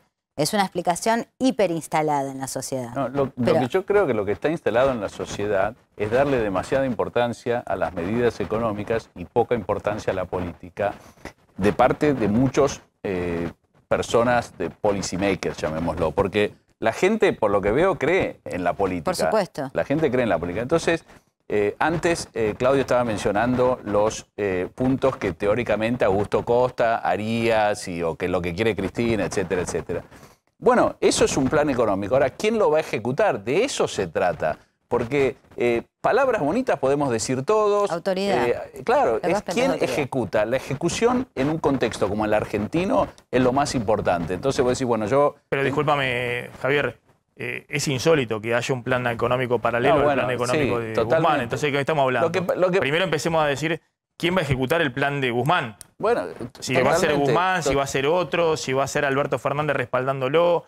Ahora, justamente, para que no nos queden los temas afuera, ¿viste? Y después lo lamentemos, ahora va a contar Pablo Vinocourt porque el albertismo, ya en este punto, pide cambios urgentes a Alberto Fernández y le empieza a decir al presidente, ya el propio albertismo, mirá, si no haces cambio nos vamos nosotros. Es decir, ya no es solamente que es Cristina que lo está corriendo a Alberto Fernández con otro plan distinto, sino que los que están cerca de Alberto Fernández le dicen, mirá, vos tenés que tomar alguna decisión, liderar esto que venimos diciendo del empate catastrófico, digamos, donde uno tira para un lado, el otro tira para el otro.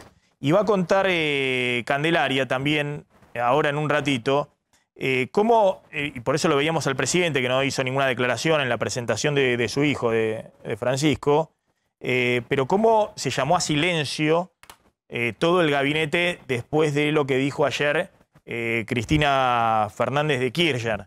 Sí. Porque evidentemente está muy movida la interna, pero todos están esperando en esta Semana Santa, que son buenos momentos para tomar decisiones, entre otras cosas porque hay feriado cambiario bancario, jueves y viernes. Eso le da un respiro al gobierno para evaluar, tener más tiempo, no estar en el vértigo permanente. Pero bueno, ahora vamos con ese tema. Tenemos un móvil ahí en una carnicería, porque han sido enormes los aumentos. ¿Querés puntearlo rápidamente? Sí. El aumento en carne, ¿cuánto fue? Mira, Maxi, el INDEC dijo en marzo 7,5%, pero fíjate lo que está pasando, lo que ocurrió en estas 2 semanas de abril. Aumentos muy fuertes, arriba del 20%. Traje, digamos, para ver cómo se fue encadenando lo que la gente cuando después va a la carnicería se da cuenta que vale más caro. El kilo vivo, y digamos, pongo referencia en lo que es la hacienda más liviana, porque digamos, hay distintos precios en el mercado. El kilo vivo en Liniers, 22,6% de incremento. El kilo de media res que llega a las carnicerías, que los frigoríficos entregan a las carnicerías, 20,7% de incremento. Y acá puse un ejemplo. ¿Qué ocurrió? El asado entre 20 y 30% de aumento. Entre 20 y 30%. 1.000 pesos cuando termina marzo, y fíjate lo que vale ahora, entre 1.200, 1.300 pesos, e incluso más, dependiendo después de la calidad de la carne, claro, el barrio, si compras en la Ciudad de Buenos Aires o en el conurbano. Pero bueno, fíjate qué es lo que viene sucediendo con la carne en las primeras 2 semanas de abril. Me dicen Matías, tiene apellido, supongo. Matías, ¿qué tal? ¿Cómo estás? ¿Qué tal, Maxi? Buenas tardes. ¿Cómo andan todos por ahí? Matías, vos tenés una carnicería. Exactamente. Nosotros tenemos un frigorífico ahí en Mataderos. Bueno, y es así, ha habido aumentos muy fuertes de la carne en las últimas semanas. Exactamente, tal cual. De hecho, la planilla ahí que estaba mostrando el compañero está excelentemente bien explicada. Pasamos a esos valores y hasta un poco más también. Y lo malo de todo esto es que esto no queda acá, se habla de que va a seguir aumentando. ¿Y a qué lo atribuís el aumento? Mira, el aumento es un poco referente a todo, de lo que hablamos siempre. Aumenta el combustible, aumentan los insumos internos. Es una colección de aumentos y la realidad es que uno poco a poco lo tiene que volcar en todo sentido, ya sea en la cadena de producción en la que se encuentre, sea en el campo, sea en repartir medias reses o sea directamente para el consumidor. Claro, ahora acá Slotnick dice que el aumento tenía que ver básicamente con la suba del kilo vivo, digamos, la hacienda en pie. ¿Es así o también en la cadena vienen también aumentos adicionales por todo esto que decís? Porque hay una inercia inflacionaria y remarcaciones de todos lados. Exactamente, es un conjunto de todo. Es un conjunto de todo. A ver, si bien es correcto lo que ustedes decían anteriormente, a eso hay que sumarle la inflación y el aumento cotidiano de todo y hace un conjunto de que un aumento que tendría que ser de un 10, un 12, se vaya a un 20, un 22, un 23, un 30%. Maxi, hay una cuestión de estacional, digamos, que siempre para Semana Santa hay aumento de precios en el tema carne. Hay una cuestión también de retención de ganado por parte de los productores, porque lo que ven es que el precio va para arriba, no solamente a nivel local, sino internacional, y después exportan. Es un cúmulo, un conjunto de argumentos de por qué tenemos subas permanentes, porque son incrementos muy importantes. Dos preguntas, Matías. Ahora, para un segundito, porque lo tengo a Gustavo Idoras, que es el presidente de Seara. Ahora lo vamos a tener. Una sola, porque estamos con poquito tiempo, sí. ¿Y por qué piensa que va a seguir aumentando y qué pasa con el consumo, digamos, en este contexto? No, claramente es exactamente por lo mismo que hablábamos antes, por una cuestión estacionaria, por una cuestión de que los precios de que los insumos no paran de subir. Y sí, el consumo ha cambiado muchísimo, de hecho se nota en lo cotidiano, las ventas han bajado bastante, estamos hablando de que se bajó entre un 30 y un 40% las ventas, y mismo el hábito de compra de la gente ha cambiado muchísimo porque la gente no llega a fin de mes, entonces recorta por donde puede. Matías, gracias, muy amable de tu parte. Bueno, enganchamos el tema de lo que decíamos de esto de la falta de definición y la interna dentro del gobierno. ¿Qué es esto de que el albertismo pide cambios urgentes a Alberto Fernández y si no se van? A ver, ya hace varias semanas que vienen hablando en el albertismo de qué hacer con el gabinete. Cuando digo albertismo no es Alberto, es el albertismo. Le están llevando opciones a Alberto Fernández para que él tome una decisión. ¿Quién es el albertismo? Porque no me queda claro. Albertismo, tenés distintos sectores, tenés movimientos sociales que respaldan a Alberto Fernández, tenés unos ministros como pueden ser Zabaleta, Catopodis, mismo Guzmán, es decir, los funcionarios que rodean a Alberto Fernández, ¿sí? Y una parte del peronismo porteño también, Agustín Rossi, que ahora se sumó a la mesa chica de Alberto Fernández, lo habíamos anticipado la semana pasada, también con el embajador de Estados Unidos, Jorge Argüello. Lo que están planteando esto son distintas opciones que Alberto Fernández tiene sobre la mesa, ¿sí? Y que le están pidiendo que tome una decisión. Algunos han amenazado con dejar el espacio en caso de que Alberto Fernández no empiece a tomar definiciones fuertes. Estas definiciones fuertes pueden ser acordar con el kirchnerismo o romper definitivamente o dar un volantazo del tipo, por ejemplo, echar a los funcionarios que son los más críticos como Claudio Lozano, que sigue haciendo manifestaciones públicas en contra del gobierno.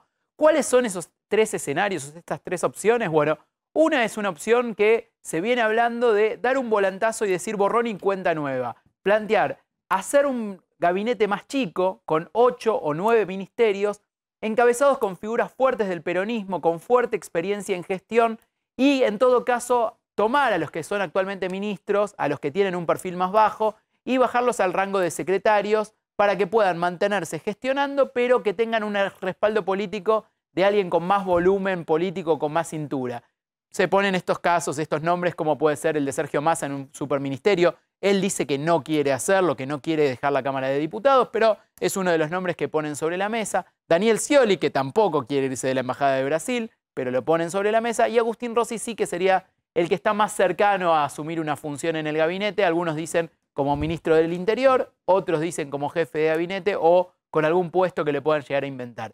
Esto sería recostarse más sobre el peronismo, es una de las ideas que tiene en la mesa Alberto Fernández.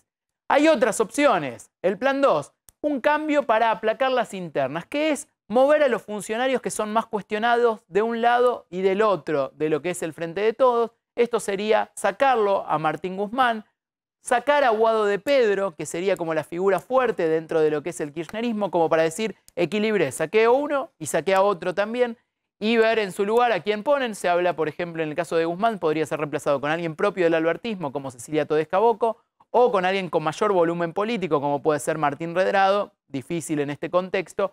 Guado de Pedro lo hablan de poder desplazarlo, no sacarlo del gabinete, sino pasarlo al Ministerio de Justicia. Esto es algo que Guado de Pedro también resiste. Él dice que está a los suyos, les dice que está en un muy buen momento con el presidente Alberto Fernández y que no se habló de poder desplazarlo.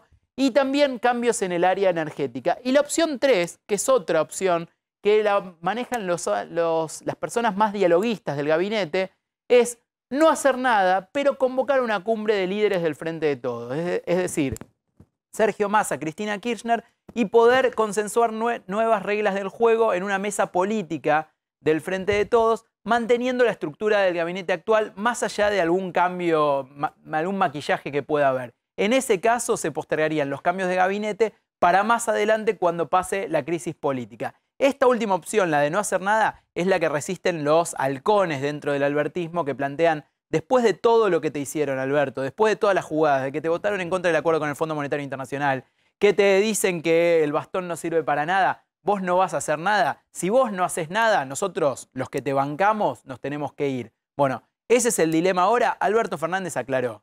Hasta la semana que viene, por lo menos, no van a hacer nada. Alberto Fernández está en un momento también, un tiempo de descuento, ¿no? Cuando sigue pasando el tiempo, se le van acortando las opciones. Ahí ya no es que tiene abiertas las opciones, sino son cada vez menos los dirigentes de peso. O en el caso de economía, los economistas que puedan tener algún peso en una política económica acordada con el fondo, que quieran tomar la conducción del Ministerio de Economía.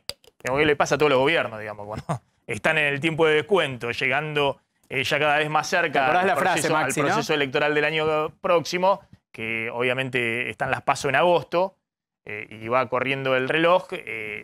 Las opciones que puede mover Alberto Fernández terminan siendo cada vez menos. ¿Te acordás la frase, sí, no? Los gobiernos empiezan con los mejores, siguen con los leales y terminan con los que pueden. Ojo con esa frase que contame, es muy característica. Cande, ¿qué pasó después de las declaraciones de Cristina?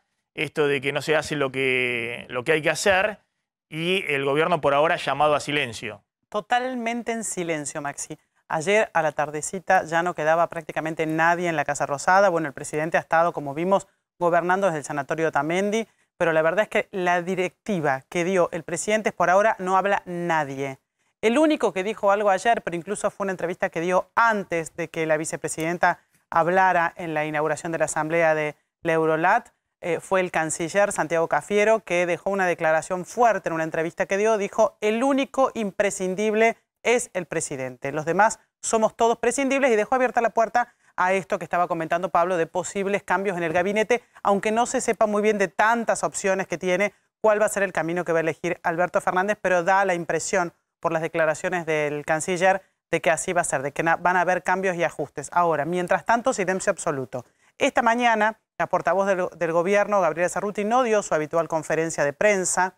Había mucha expectativa con eso. Se especula con que hoy a la noche va a dar una entrevista televisiva y van a haber algunas declaraciones de parte de ella en nombre de lo que diga el presidente, pero mientras tanto lo que hay es conversaciones que por ahora son telefónicas, porque el presidente recién está retirándose del sanatorio también con Fabiola y Francisco, respecto de qué es lo que va a salir a contestar el gobierno, porque ellos saben que tienen que salir a responder algo de lo que dijo la vicepresidenta, pero por ahora son reuniones telefónicas en las que evalúan los pros y los contras, los costos de salir a decir algo. Mientras tanto, absoluto silencio, Maxi.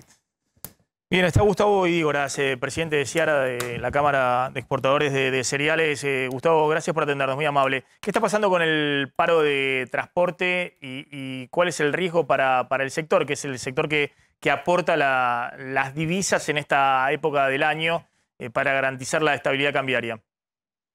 Buenas tardes, Maxi. La verdad que venimos del día lunes sin movimientos en los puertos. Hasta el día de la fecha, alrededor de 25.000 camiones no han entrado por este paro. Estamos hablando de unas 450.000 toneladas. No tenemos mucho más margen ya para atender barcos. En este momento hay 50 barcos en espera y 20 llegando en los próximos días.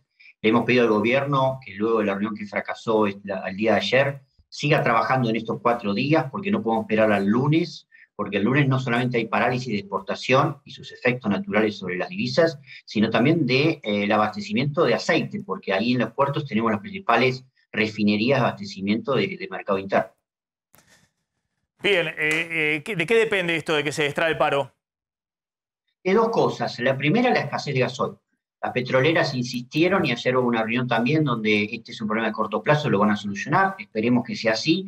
Y la segunda es una tarifa de referencia entre los camioneros y la mesa de enlace y los acopiadores, que son los dadores de carga, que ayer no se pusieron de acuerdo en ese sentido. Pero el Ministerio de Transporte tiene la herramienta también para laudar en ese conflicto y podría establecer una tarifa de referencia rápidamente en las próximas horas como condición que vuelvan a funcionar los camiones, que además no solamente nos está afectando a nosotros. En este caso, el flujo de leche de los tambos no está saliendo, la alimentación animal para las aves, los feedlot y otros sectores están también afectados. Gustavo, gracias. Un tema que hay que seguir muy de cerca entonces, ¿no? De lo que pase acá con el paro de granos. A ver si confirmame estos números, ayúdame un poquito y lo engancho ya, que lo tenemos del otro lado al que aporta los dólares. Vi la última estimación de la Bolsa de Comercio de Rosario y la Argentina. Con estos precios podría tener este año del sector agroexportador 40.000 millones de dólares. En términos neto de lo que se importa de algo de soja, 40.000 millones de dólares. Esto es casi 4.000 millones de dólares o 3.000 millones de dólares más que el año pasado, que fue récord histórico, el 2021. Sí, y es para que tenga una idea, prácticamente el doble de lo que fue en el 2018 con la sequía. Lo tengo ahí a Gustavo, porque me interesa chequear estos datos. El doble de lo que fue en los 20.000 millones de dólares que ingresaron en el 2018 cuando le estalla la crisis a Macri, que fue un año de sequía. Es decir que son ahora meses para que el Banco Central empiece a acumular dólares en las reservas. ¿Qué está haciendo el Banco Central? Bueno, se apuró ayer, lo hizo calcado, se anunció el número de inflación, se apuró a subir la tasa de interés. La tasa de interés de referencia y a su vez la tasa de interés que se paga en los bancos a los plazos fijos. Básicamente, bueno, para garantizar la estabilidad cambiaria, pero al mismo tiempo con eso se encarece el crédito. Cuando se encarece el crédito, lo que se busca es que todos los agentes que tengan dólares no se queden posicionados en dólares, sino que les convenga en algún momento largar los dólares. Ahora, toda esta ingeniería que estamos hablando, obviamente tiene un costo. Tiene un costo grande. A ver si vemos el número de tasa de interés rápidamente de lo que pasó ayer y ya metemos el tema también. La tasa de interés de referencia del Banco Central, que es la tasa de las LELIQs, se subió ayer 2,5 puntos adicionales. La cuarta suba de tasa de interés en lo que va del año. Cuarta suba de la tasa de interés en lo que va del año. Y la tasa ahora quedó en el 47%. Esto da una tasa efectiva anual del 58,7%, es decir, si se va reinvirtiendo. Esto es lo que le paga, la tasa de interés que le paga por las LELIQs el Banco Central a los bancos, para que los bancos se den vuelta y le pegan más tasa de interés a los depositantes y no corran al dólar. Al dólar libre, al MEP, al contado con liquidación o al dólar blue. Los plazos fijos, esa tasa de interés hoy es, en el caso de los plazos fijos, esa tasa de interés hoy es del 46%, el piso. Esto es 3,8% mensual, todavía está por debajo de la inflación, pero la efectiva anual, es decir, si vos vas renovando permanentemente el plazo fijo con los intereses, la efectiva anual está ya en el 57,1%. Es decir, es una tasa de interés que trata de competir con la inflación que tenemos. Últimos 12 meses la inflación es 55. Para el año la inflación va a estar arriba del 60, es decir, que esta dinámica va a continuar. Obviamente esto tiene un riesgo, que es que el Banco Central permanentemente tiene que emitir más pesos para pagar los intereses de las LELIQs. Por eso en los primeros 3 meses del año, el Banco Central pagó de intereses del ELIX 400.000 millones de pesos y emitió solo 122.000 millones de pesos para financiar al Tesoro. Es decir, hoy la dinámica de la emisión monetaria es fundamentalmente los intereses de la ELIX. Hay una bola de nieve que va creciendo. Este año van a ser 2 billones de pesos de intereses del ELIX. Es decir, todo esto está bien en términos de bicicleta financiera, siempre y cuando te ingresen los dólares ahora en los próximos meses y el Banco Central los acumule y a partir de ahí se reconstituya la confianza. Es decir, que en algún momento en la segunda parte del año, si la inflación empieza a desacelerarse, el Banco Central también pueda soltar el pie del acelerador en la tasa de interés, que también la economía vaya convergiendo a una tasa de interés más baja. Porque si esto no ocurre y nos encontramos en la segunda parte del año con el Banco Central teniendo que subir cada vez más la tasa de interés para que no corran los depositantes al dólar y va creciendo más la bola de las LELIQ, que en un momento la gente se va a dar cuenta y va a decir, esto explota. Y eso puede generar un riesgo muy grande. Entonces, volvemos al tema de la base de la confianza. Ahora voy con vos, Javier, pero antes de la base de la confianza es que ingresen los dólares. Por eso es tan importante esto que está ocurriendo ahora con el paro de transportistas y los dólares que tienen que ingresar en estos 3 meses que tiene de estabilidad cambiaria el gobierno, con este súper ingreso de dólares, con precios extraordinarios, con precios récord de la cosecha gruesa. ¿Vos decís, Gustavo, hay alguna posibilidad que la semana que viene esto empiece a destrabarse? Es imprescindible, pero hay un elemento adicional, Maxi, a tener en cuenta. Además de los embarques, para lograr los embarques de cosecha gruesa, como bien decís, que van a ser los meses grandes de ingreso de divisa, necesitamos gasoil para levantar la cosecha. Si ese gasoil no aparece en los próximos 15 días, tenemos un cuello de botella importantísimo, sobre todo en un momento en el cual empiezan el régimen de lluvias. Entonces, la velocidad de levantar la cosecha con el gasoil va a ser la velocidad de embarque y de ingreso de divisas. Así que no solamente el paro, sino el abastecimiento de gasoil deben ser garantizados en los próximos días. Gustavo Vidora, gracias de Ciara. ¿Querías completar algo, Javier? No, justamente hablando del Banco Central, en las últimas 48 horas, casi yo diría 36 horas, 2 bancos centrales del mundo también subieron las tasas. Uno, el Banco Central Europeo, que dijo que iba a ir reduciendo el estímulo monetario, y el Banco de Nueva Zelanda. En ambos casos se debilitó la moneda. ¿Por qué? Porque el mercado esperaba más, quiere más. Y vos dijiste cuando estabas hablando de la situación, dijiste una palabra muy importante. Dijiste, el Banco Central trata con la suba de tasas de equiparar a la inflación. Tratar es complicado, tiene que vencer a la inflación. Entonces, para que esos pesos que van a tener que emitir el Banco Central para poder pagar los intereses no se vayan al dólar, lo que tiene que haber es justamente la sensación de que estos aumentos de tasa van a terminar, van a reducir la inflación, así la gente aprovecha las altas tasas para quedarse en los pesos. Eso es lo que tiene que lograr el gobierno, con muchas medidas, todas al mismo tiempo, dirigidas por una sola persona que pueda responder ante las diferentes variables de la economía que tanto impactan, ya sea la suba de tarifa, las retenciones, todo lo que impacta. La tasa de interés es una sola cosa. Sí, y el otro tema clave, por eso volvemos al tema inicial de la confianza, es que cuando vos subís la tasa, vos decís, bueno, hay que subir la tasa, hay que subir la tasa. ¿Cuántas veces subió el Banco Central de Brasil este año la tasa? 7, 8. 7, 8 veces, porque tienen siempre una política de defensa del real, donde los brasileños se mueven en reales, y bueno, si hay una escalada inflacionaria como hay en Brasil, están llegando a 10% de inflación o 11%, tiene que estar la tasa de interés siempre por delante de la inflación para que el ahorro en la moneda doméstica sea remunerado y que no pierda poder de compra ese ahorro, que no se desahorre en el banco. Ahora, todo eso está bien si vos tenés un plan económico y generás confianza, porque si no, si vos venís en la escalada de la tasa de inflación porque estás apurando el FMI, lo que decimos, sin confianza, todos los ajustes en la Argentina son más grandes, el ajuste cambiario, el ajuste inflacionario y el ajuste de tasa de interés. Porque Fabián, que hablamos hace un ratito, en el autoservicio, cuando el Banco Central apura la suba de tasa de interés, lo matan con el descubierto en cuenta corriente. Y no tiene alguna posibilidad de pedir un crédito para capital de trabajo y demás. porque se disparan las tasas activas, las tasas de los préstamos. De hecho, están hoy en el 80%, 90%. Entonces, esa dinámica en la Argentina ya la conocemos. Y si vos estás en un proceso efectivamente de ajuste de tu política económica en el acuerdo con el fondo, genera confianza, mostrar el rumbo, porque si no el ajuste sobre todo va a ser mucho mayor. Eso es lo que estamos contando.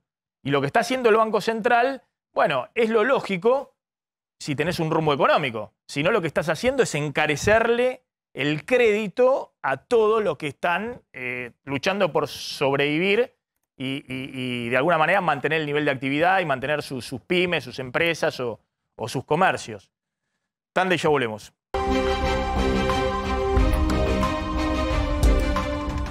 Pablo, ¿qué está pasando en Ucrania?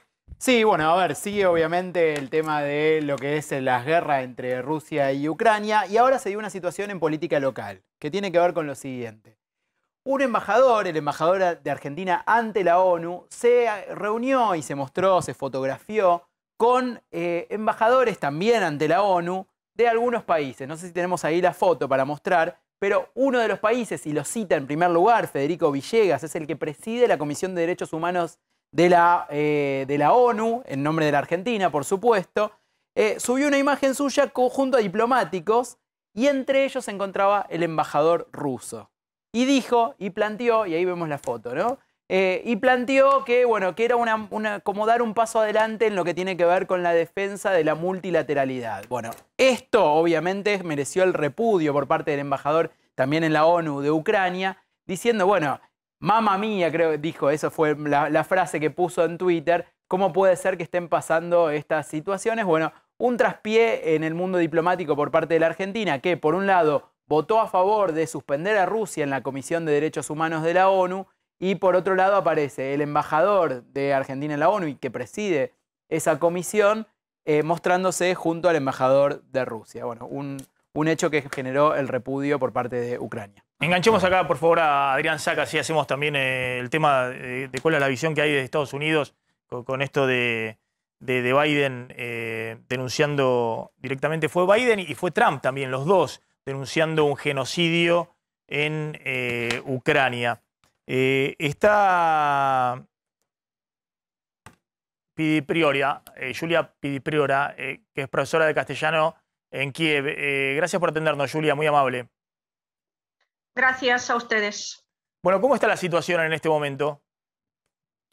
Pues en Kiev, yo vivo en Kiev, en la capital, la situación está tranquila, ya nos sentimos más seguros porque, como saben, las tropas rusas se retiraron de la zona alrededor de Kiev, de estos pobres pueblos que ahora pueden ver en las imágenes, que están totalmente destruidos, pero mi ciudad, gracias a Dios, sigue casi ilesa. Y ahora suenan menos amenazas aéreas, la gente empieza a volver a la ciudad, van abriéndose más tiendas, más cafeterías, hasta restaurantes, la vida sigue.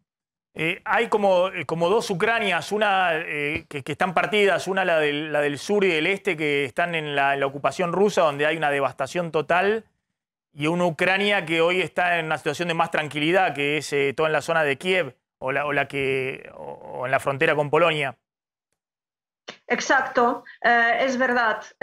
Sentimos un dolor profundo por nuestros compatriotas que ahora están en las zonas del este y del sur, porque la ciudad de Mariupol sigue resistiendo con los desastres tremendos que están causando allí los rusos. La ciudad de Jersón está ocupada por el ejército ruso, pero en la capital y también en la zona más occidental, digamos, de Ucrania, la situación es más tranquila, es verdad.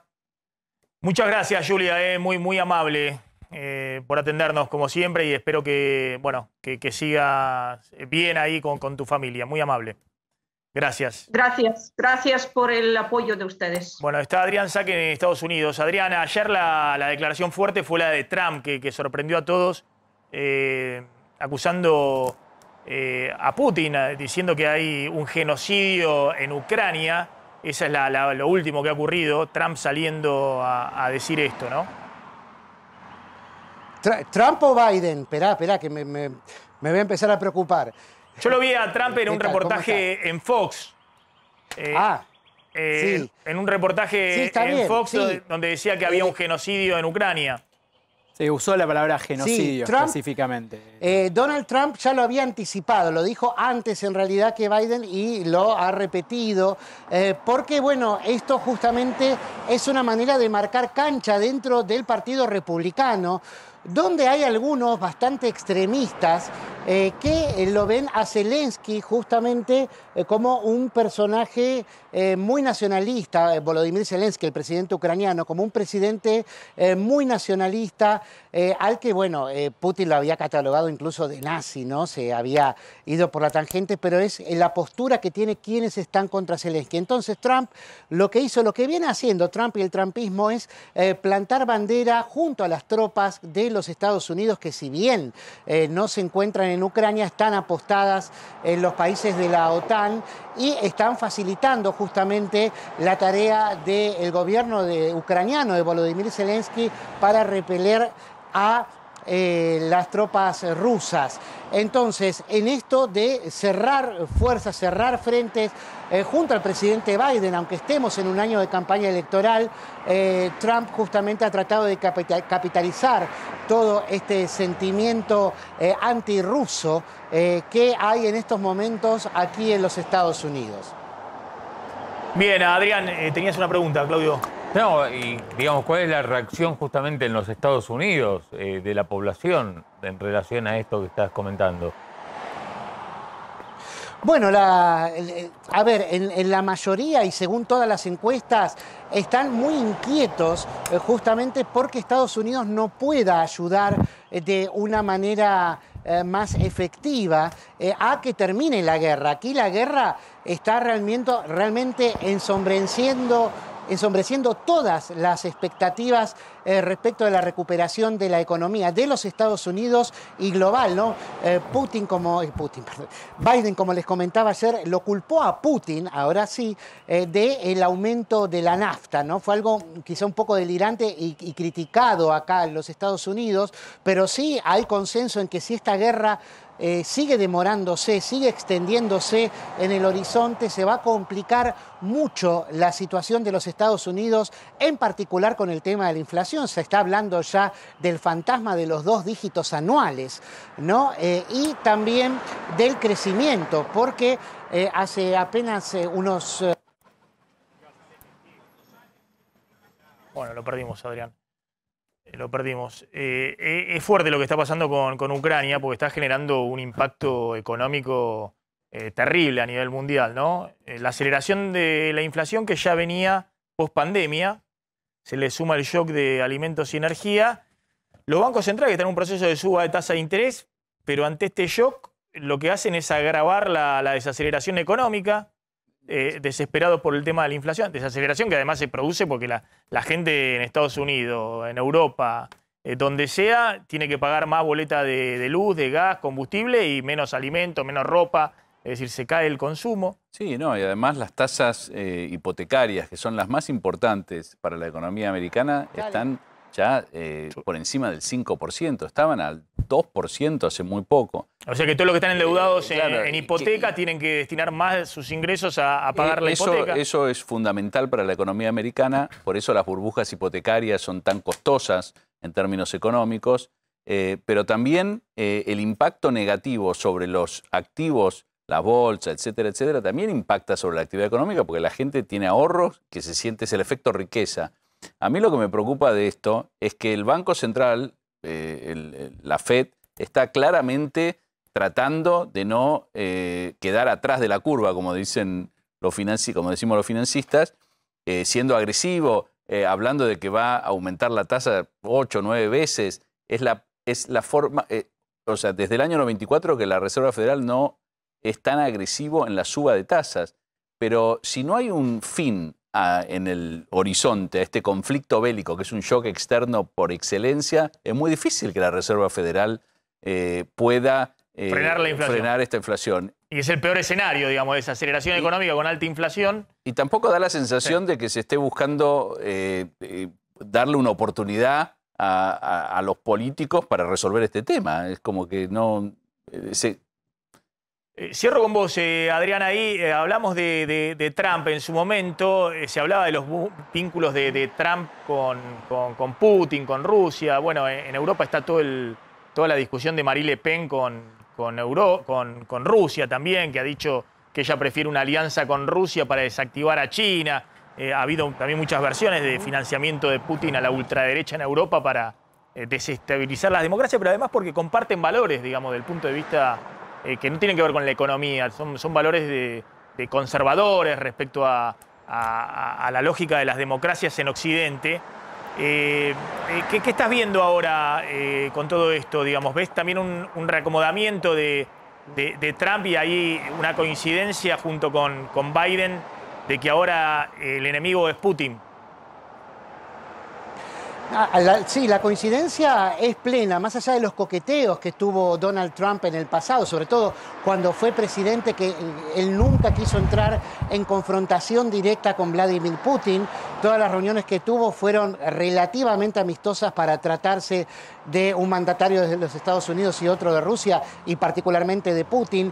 Primero jugó con esto, se ocultó, como les dije, mandó a los más extremistas de los republicanos a pelearse o a criticar incluso a Ucrania, pero ahora, como buena parte de su voto conservador viene por parte de las Fuerzas Armadas, aquí en los Estados Unidos es el mayor empleador, ¿no? El empleador estatal tiene 1 millón de personas que pertenecen a las Fuerzas Armadas y son un grupo muy influyente.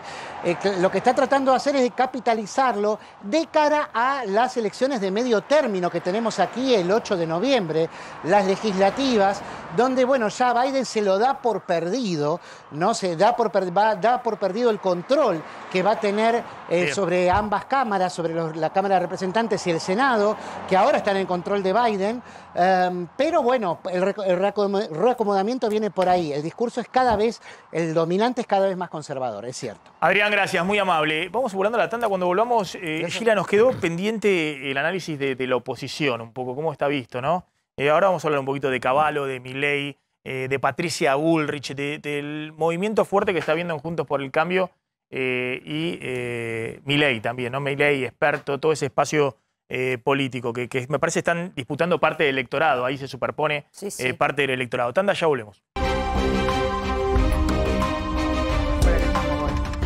Bueno, salió Cavallo a elogiar a Milei y Milei le retribuyó los elogios. Fue una cosa de echarse flores uno al otro impresionante. Coincidieron en un estudio de televisión y empezó Cavallo diciendo que él lo ve no solamente como un economista, sino como un líder a Javier Milei, como un verdadero líder. Y Milei le devolvió la atención y dijo que Cavallo ha sido el mejor ministro de Economía de toda la historia de la Argentina. Bueno, así, entre elogios, atravesaron un espacio de televisión que compartieron en momentos en que los entrevistaban a ambos. Lo más importante es esta definición de Cavallo diciendo que Milei no lo ve solo como economista, sino como un líder económico y como un líder político, en momentos en que se habla del posicionamiento de Milei para una candidatura más importante de las que ha presentado hasta ahora. Yo creo que es importante, en general, todos buscan despegarse de Cavallo, básicamente por si hay resultado, hay resultado, y si fracasás, todo el mundo busca despegarse. En general, cuando los economistas fracasan, buscan decir, fue la política que no me dejó. Acá Daniel Marx, que era el secretario de Finanzas de Cavallo, contó que él estuvo muy en desacuerdo con el corralito que puso Cavallo, que era ya la sentencia de muerte de la convertibilidad, y por eso él se fue del equipo económico un mes antes. Pero el corralito era la última dinámica de algo que era insostenible en su momento. Pero más allá de eso, obviamente, imagino que Juntos por el Cambio no va a tratar de reivindicar a Duhovne o a los ministros que no funcionaron, y lo mismo... Bueno, es cierto que algunos reivindican. Cristina reivindica a Kicillof, Macri también reivindica a Duhovne diciendo, bueno, no me dejaron hacer desde la política. Nosotros acá proponemos que en algún momento, cuando empiecen a precisar un poco las plataformas económicas y demás, vengan y debatan, digamos, ¿no? ¿Qué es lo que harían? ¿Qué es lo que harían en la dinámica política? quiso hacer algo Tetaz en las redes sociales y en algún momento quiere venir a debatir acá con Javier Milei o con algún otro espacio político de cosas concretas, cómo instrumentarían la política económica hacia futuro, sería muy interesante y obviamente está absolutamente disponible este programa y bueno, imagino cualquier otro que le ofrezcan. Gira, ¿cómo se ve esa dinámica, digamos, de un espacio político que está creciendo, pero al mismo tiempo, no sé, el tema de Cavallo, ¿qué raigambre tiene en la sociedad? ¿O está apuntando a ese núcleo duro, no sé, 15%, 20%? Mirá, nosotros en el último tiempo no relevamos la figura de Cavallo. Sí te puedo decir que una medición que hacemos recurrente, que es quiénes son los mejores presidentes desde el regreso de la democracia, lo que estamos viendo es que crece la figura de Menem. La de Menem. Y eso, por supuesto, tiene que ver con este salvataje de la figura de Menem que está haciendo Milei, ¿no? Digamos, yo creo que debe tener que ver con eso. Es un fenómeno de cambio que a nosotros nos llama la atención, porque es una medición que venimos haciendo, no la hacemos sistemática, pero cada tanto, digo, monitoreamos eso. Crece en un nivel muy bajo, digamos. No, crece, no significa... No una bestialidad, pero crece, digamos, o sea, baja la figura de Alfonsín, crece la figura de Menem, o sea, cosas, viste que vos decís, bueno, pero esto era más estable, ¿qué pasó acá? Ante situaciones económicas difíciles, ¿vos crees que esa es la explicación, que la situación económica es tan adversa? Yo creo que esto tiene más un carácter político y tiene que ver con el revival de Menem por parte de o sea, el rescate de la figura de Menem por parte de Milei, ¿no? Pero también lo ha hecho Mauricio Macri, ¿no? Mauricio Macri salió a decir que lo van a reivindicar la historia. Que se subió a la ola, ¿no? Digamos, me parece que se subió a una ola que abrió Milei. Yo creo que hoy, digo, cuando vos pensás qué es lo que está pasando en términos de discurso, bueno... Le sumo ahora a lo de Patricia Bullrich, para que era el otro tema, perdóname, Gila. No hay problema. Que salió Patricia Bullrich a mostrar también equipos. Sí, salió a mostrar equipos y ayer además se metió en la marcha piquetera también el día... Sí, ayer se metió, dijo también esta forma que tienen de hacer campaña, de decir, bueno, me meto donde está el conflicto, donde está la gente, y se puso a discutir con algunos piqueteros sobre el tema de los planes sociales. Además hizo una reunión donde convocó a sus equipos de campaña, a sus equipos de gestión, no de campaña, y ya anunció quién sería su ministro de Economía, dice Luciano Laspina, y su canciller Federico Pinedo. Digo, está mostrando que está preparada para gobernar. Estamos sin tiempo, que también hay un crecimiento de la figura de Patricia Bullrich dentro del espacio de Juntos por el Cambio. Sí, o sea, viene en el último tiempo, viene en una situación de expansión. Gracias, Gila, muy amable como siempre por haber estado acá. Nos estamos retirando, ya llega Roberto Funes y Mariana Contartesi al aire de A24. Nosotros nos reencontramos mañana. Chau.